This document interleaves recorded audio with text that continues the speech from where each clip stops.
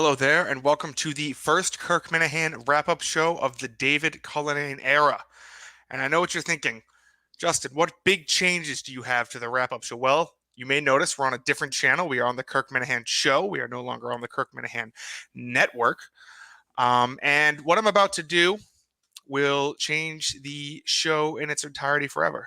So, Andrew, are you ready to take part of this? I am ready. Let's go. It's Monday. We got the show back. What else we throwing on us? I'm ready. Here we go. 5, 4, 3, 2. Look at that. Pretty good, huh? Look at that. New logo on everything. Shout out to Harrison, my guy Harrison with the new wrap up frame. Totally different show now. So let's jump right into it because today was fun. Today was a great show. It's the 2 weeks off. It felt like 2 years. It really feels like it's been 5 years since Steve produced the show. And to have Dave Cullinane in there today, just being Dave Cullinane, it really felt. I know everyone kept saying, hashtag it feels like 2019 again. It felt like just a silly. I don't want to say stupid, but just silly, aloof, back and forth, Cullinane and Kirk fighting. It was just great. It was just awesome. The first show to be live broadcast on YouTube, I think that was huge. I think a lot of people enjoyed that. I think people like following along in the moment, so they know when to call in, and they just like knowing that they're watching it as it's happening. So I think that was a huge success. Yeah, I mean, the Dave Cullinane era has started. Andrew, you have anything to say about that? I liked it. Again, it brought us back to basically that month back in July of 2019. You had Dave being Dave. I think the biggest difference as you're going to feel it going on, especially between Steve and Dave, is I feel like Dave's going to make the Minifans even more part of the show. He's actually going to take that step to interact with them. You even saw it today, which is nice. And I think as a listener, it just even gives like that more personal touch to the show. And then it also just makes it even funnier because at some point he's going to take it too far with someone. It's going to come up on the show. It's just going to be cyclical content created from Dave. But it was nice to hear him again. He's happy. Mike sounds happy as ever too. So it's definitely a different dynamic than when Steve was there. But I think it's one that can be much more sustainable. And I think overall is just going to continue to bring up the entertainment value of like the songs. Even just listening to the songs today is just. Everyone feels up. Like Kirk sounded refreshed. Mike sounded refreshed. Dave sounded eager, ready to go. And of course, as you know, at day one, you got a shitload of behind the scenes content and ideas coming from Dave that you knew were just going to come out. And what? I think the best one he came up with was bringing in Mike Portnoy as the third man. Like, I would love a Mike Portnoy day. Yeah, there were a couple people he mentioned as the third man. A couple names I recognized. I mean, Coley from Section 10. I like Coley. I met him on Thursday. I think Mike Portnoy would be funny. I don't know if once a week would be viable or that would be like a once a month like dream. Yeah, that would be like once every other month kind of thing. I feel like that would be a funnier, a segment every month or so.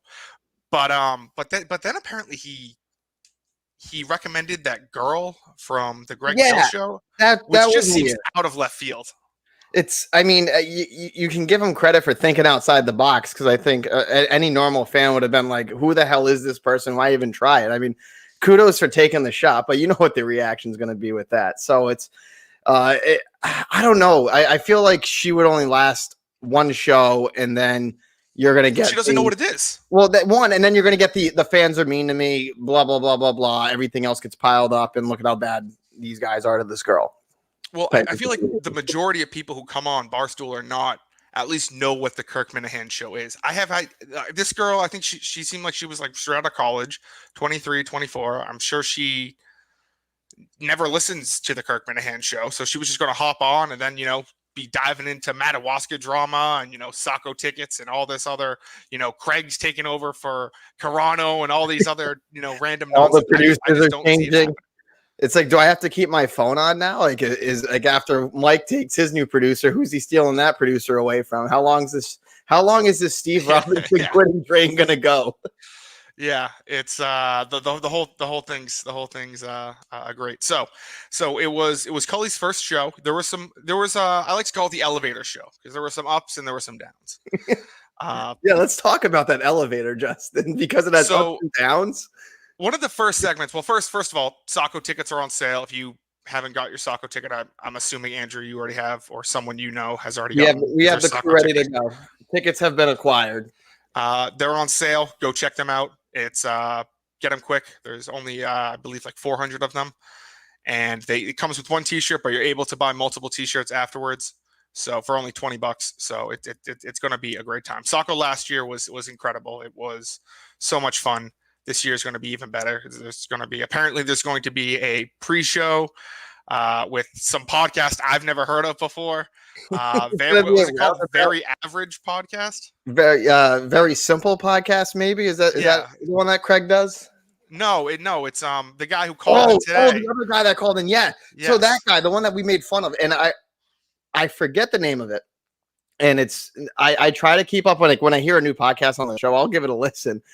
But if they're going to get the podcast show, I mean, who else is going to throw in their name? Following Twitter like this afternoon, we want Oh, I like see everyone throwing their name if in. Everyone. LK wants to bring back El Fuego, if Cullinane eats a Carolina Reaper, like I mean, The whole thing's it's just going to be. I think Cullinane tweeted out from 6 a.m. to 11 p.m. There's just going to be a nonstop, just people podcasting in and out, talking about pretty much the same thing over and over and over again. But no, it looks like it's going to be a lot of fun.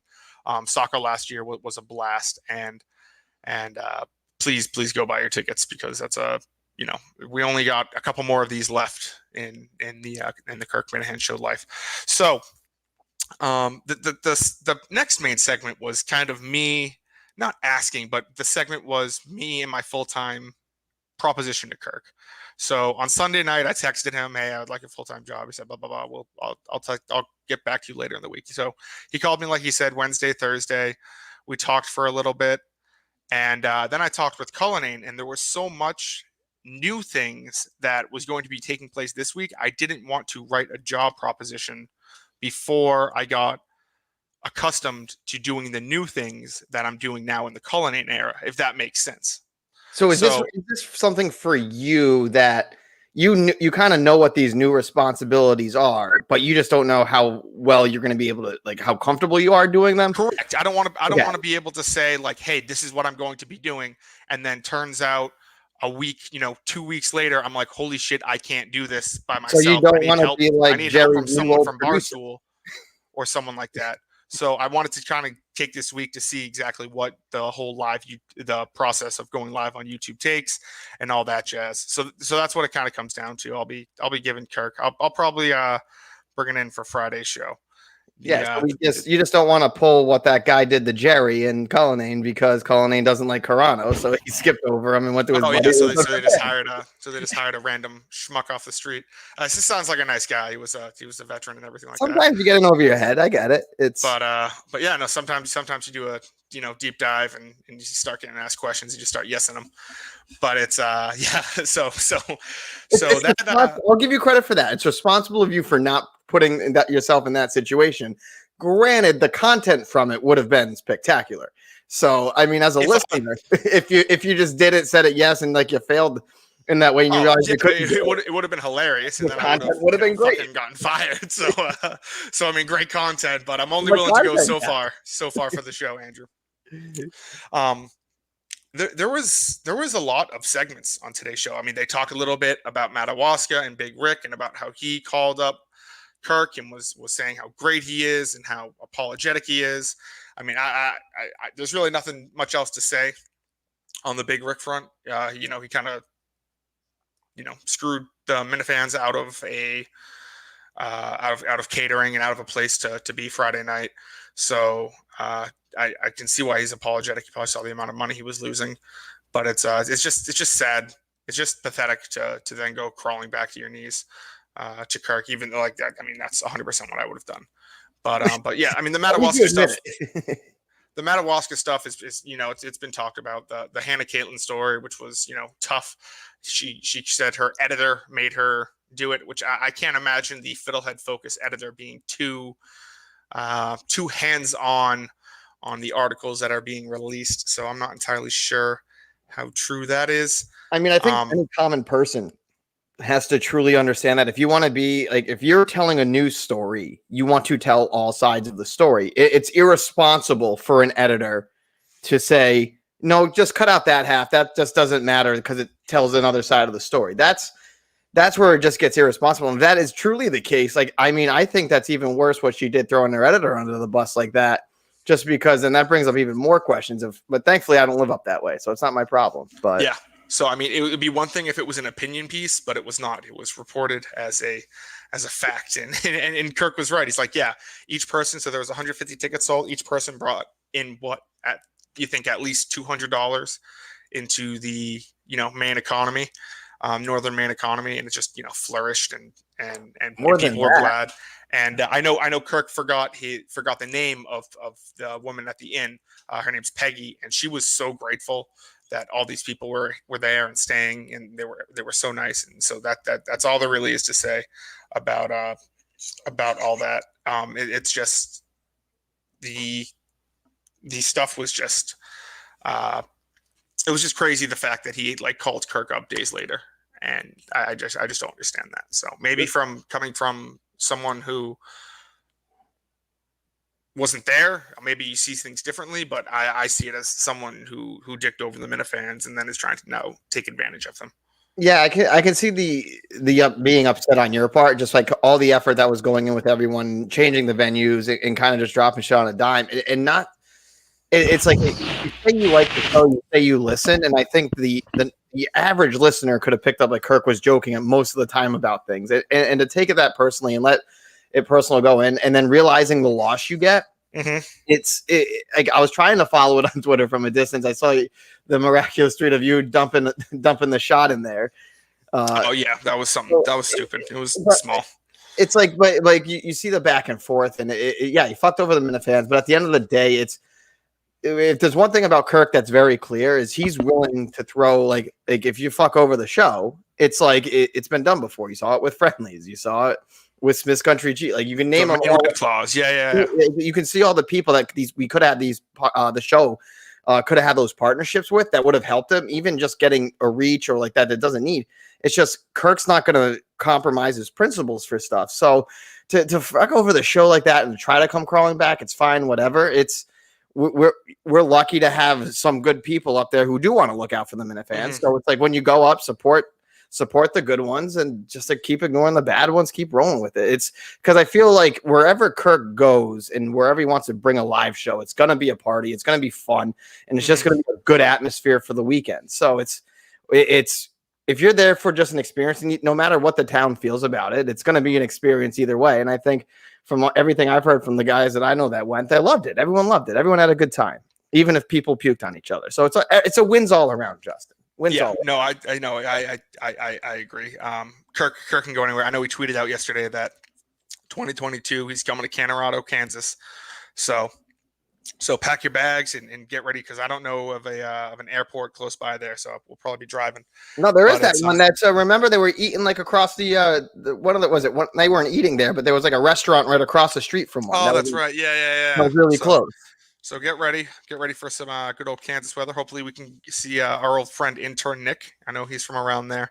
That'll be a blast to go see out there.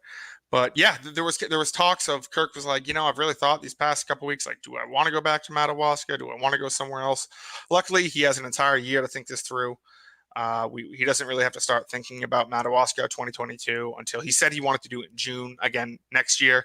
So, I mean, he's got, 11 months before he has to start pulling strings on whatever that is. And so another thing that was mentioned today was the Curtatone victory that took place over the break.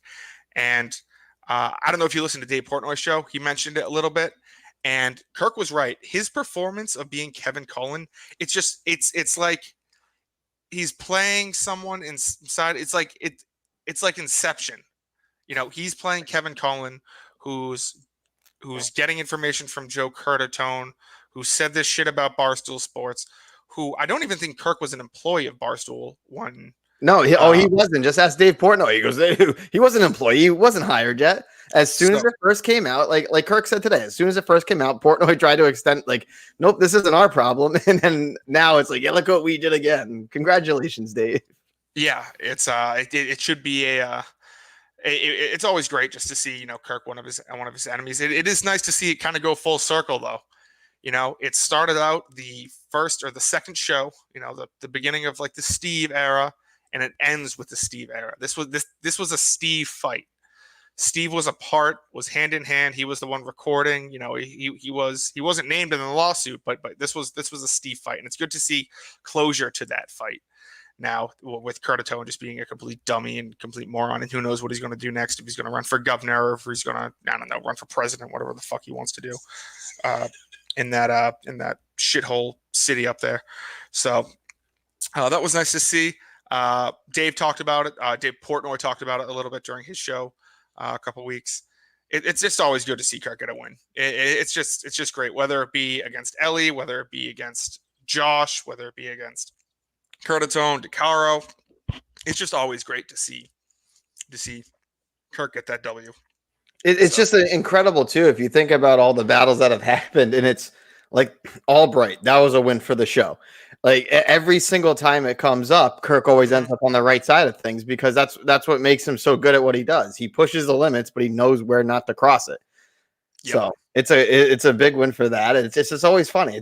I did like the nonchalantness about it too. It's like, yeah, of course we knew we were going to win it, but he wanted to lose it so to have it keep dragging out. Which that'd be great. I would. Any other rounds of this are just entertaining. And you know what? I do hope that Curtatone tries to freaking run because it would just be more entertainment. You're telling me that you couldn't pull, like, the Minifans can't pull off a prank call.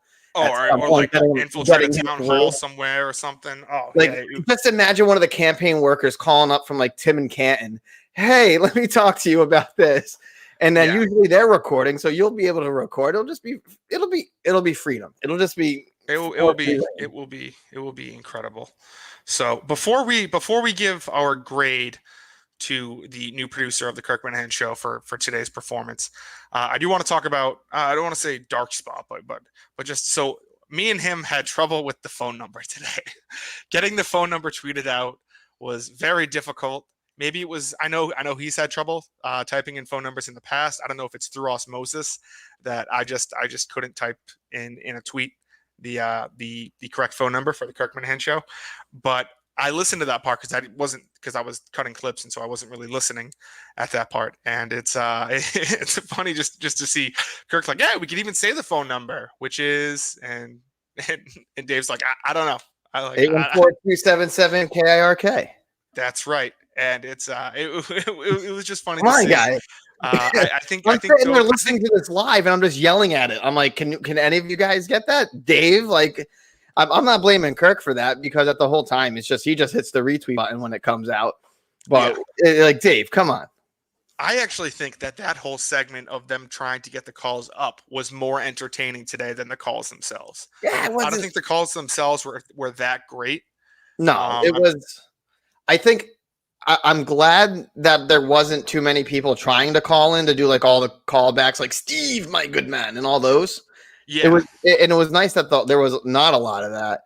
But I'm hoping that once more people get used to Dave being in there, you can like listen to the show, comment more on the show as it's live to give you more interaction back for that way. But also, what I think will be funny is whatever Culliнаne's new hang up thing's going to be. It's the bar's been set at the what's it, like 3 minutes now long abortion. Yeah. So there's your bar, and let's see what he comes up with and see what he builds it into. Yeah, and what people got to understand is that the things we have to play with Cullinane right now are almost 2 years old at this point. So it's going to take a couple weeks and months. I mean, remember how long it took for Steve to bring out the aunts and ants and just all these strange different things. We really haven't. We're like skin deep on Dave Cullinane, and there's a lot more to go with his fabulous mind. So I want to get your grade out of 10, 1 through 10. You can use decimals if you'd like, for David Cullinane, and then I will give you mine. I'm going to give him a 7.5, an average C, right a good job. There was some little hiccups at first. Like the phone number thing, as funny as it is, you got to knock him for it. Mm-hmm. It's like from a producing standpoint, but it was good. It was entertaining. Jumped in a couple times, just still trying to fill out the rhythm.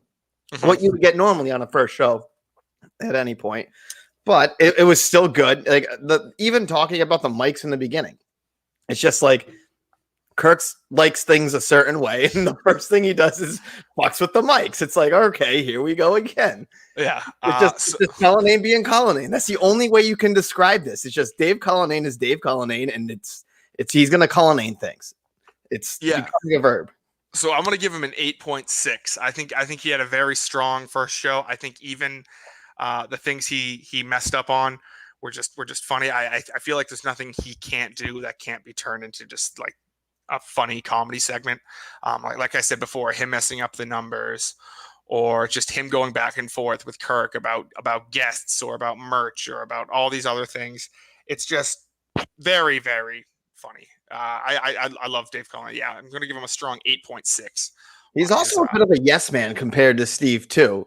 When you listen to the arguments, because he had some. He was fighting back today. He was fighting back at some, but then at some points he's just like, okay, yeah, you're right, yeah. He has a couple. Well, of I think he knows that some things aren't worth fighting over. So I'm going to give him a strong 8.6, and there was talk this past week when he went to New York City that he mansplained the CEO of we'll just call it $1 billion company at this point. Pretty much. And the way he described it, he just introduced himself. He didn't know, she didn't know who he is, which is understandable. I wouldn't necessarily call that mansplaining. It would have been, I will say it would have been, and I wouldn't have thought it was crazy if he was like, listen, sit down, sweetheart. I'm going to tell you about YouTube ad revenue or something of that level. So his mansplaining was pretty much just him introducing himself. It's funny that the whole dynamic of imagining Dave, going up there and and mansplaining himself to the CEO of Barstool Sports. But yeah, that seems like that was all there was to it. I could just imagine him being in like a suit, slicked back hair, going in as Cullinane, just being like, I'm Dave, and just really trying to lay it on. It's funny. And I think what even bigger than that whole situation was the fact that Cullinane was meeting the sales staff, which I think is going to play, again, bigger dividends into the show going forward now. Mm-hmm. And I think it's going to allow Dave to focus on these new things, all these amazing ideas that keep popping up. So it's a funny story. And again, and you're right to the fact that whatever Dave wants, like whatever Dave does is going to be funny just because he is that natural quirky personality. So and Kirk is just so quick to jump on it. I'm excited. It was a good listen. I think you kind of have that, like, especially after 2 weeks off, coming off like this is a great start. And well, like you said, we're only at the skin of Dave Cullinane. So once we start to find more and more quirks, we're just gonna keep on expanding and get more inside jokes and hopefully even more songs. But another great song by Steve's a Liar Guy today. Another fantastic song.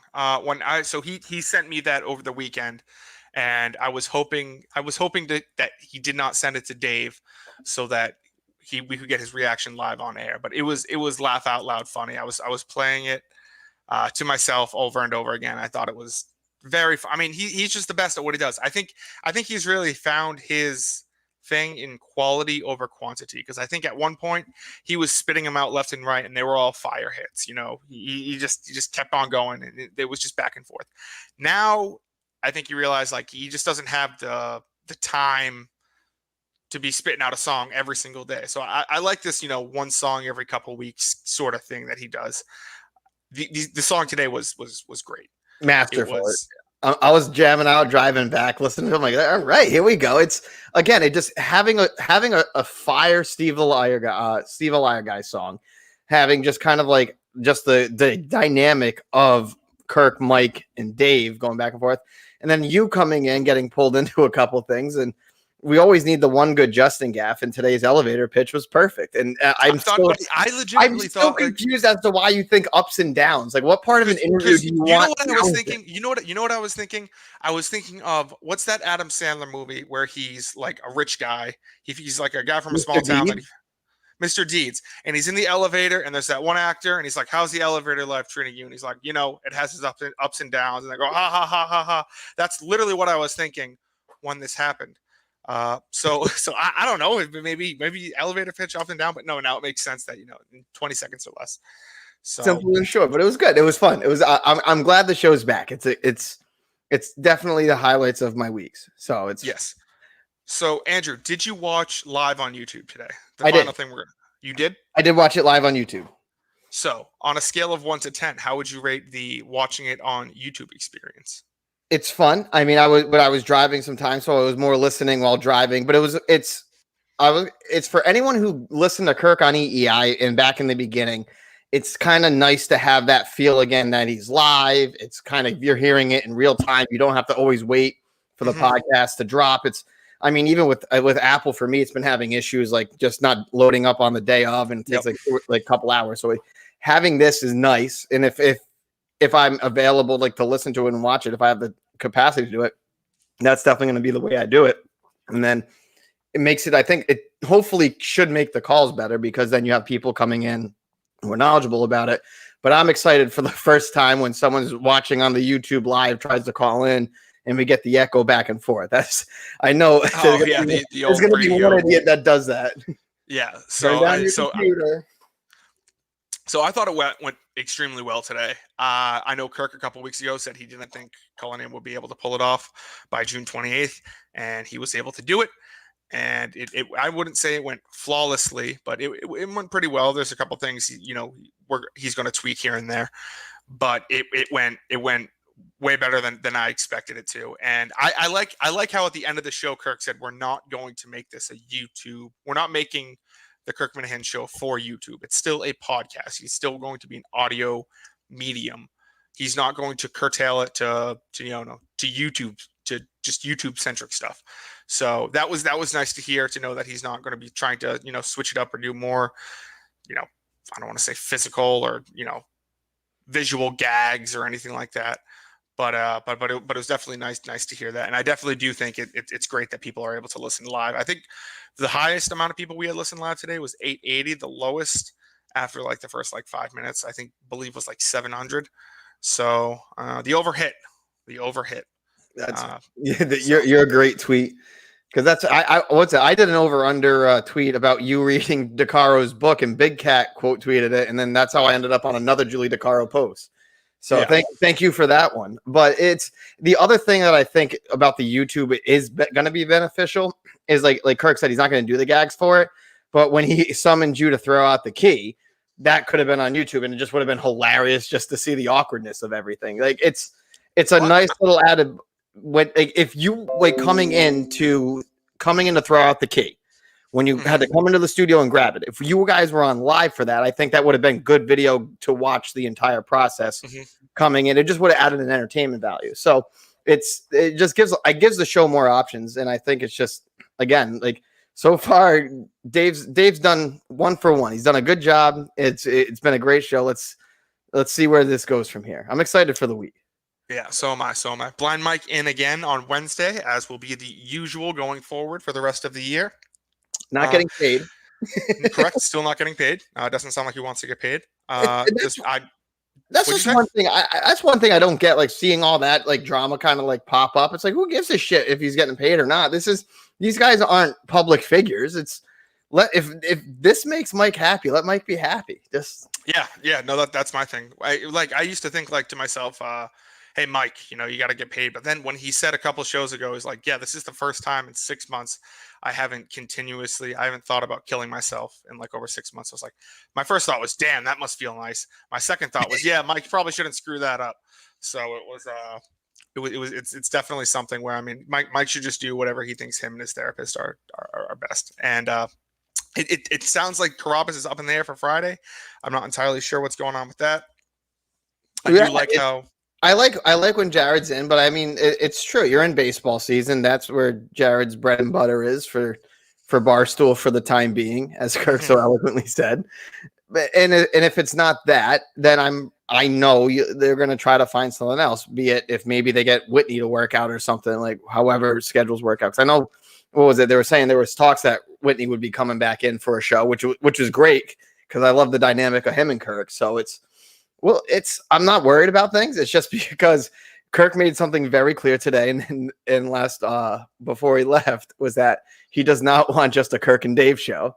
And knowing like kind of like personality, Kirk will never let that happen. Yeah, Like you can even hear it in today's, like, sometimes with his voice, as Tim said. What was it, like the 57th minute was the first exasperation and freak out? So let's see how that goes. I'm looking forward to it.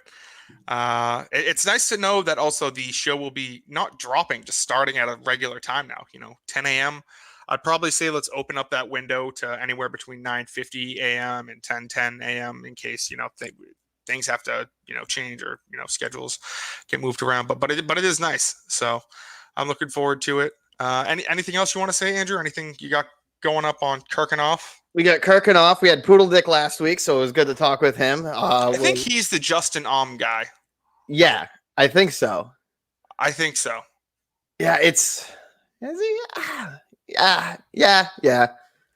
No, but it was fun to talk with him. It's like I said, it's always fun to hear about how people either found out about Kirk, why they listen now, and the way the world's gone. It's definitely fun little break about things. So, yeah, no, I definitely know that the Justin guy was in Madawaska because he was tweeting about it. So I saw that. So I believe it may be, in fact, be Mr. Poodle Dick. But shout out to Poodle Dick if it is him.